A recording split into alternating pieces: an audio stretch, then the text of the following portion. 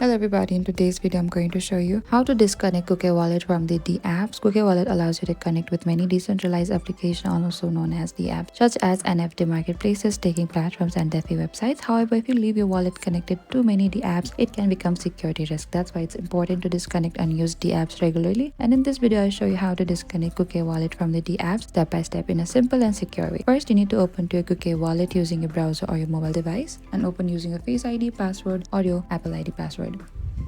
And once logged in successfully, you will see a wallet dashboard showing your balance and the recent transaction. Need to access to your three-line icon in the top left, and over here we can find this connected apps. Simply select to this connected apps over here, and over here you'll find all the connected DApps permissions or active session. This section shows all the website and decentralized applications that currently have permission to access your wallet, and you'll see a list of the apps you have previously connected to, including NFT platforms, staking apps or the DeFi tools. And you need to simply select on the disconnect, remove or the revoke access next to the DApp name. If there's any, you can confirm the action or Kukai ask for the confirmation, and that's it. Now you know how to disconnect Kukai Wallet from the DApps quickly and safely. If this tutorial helped you, don't forget to like, share and subscribe. If you have any trouble or confusion, please comment down below and we will reach out to you very soon.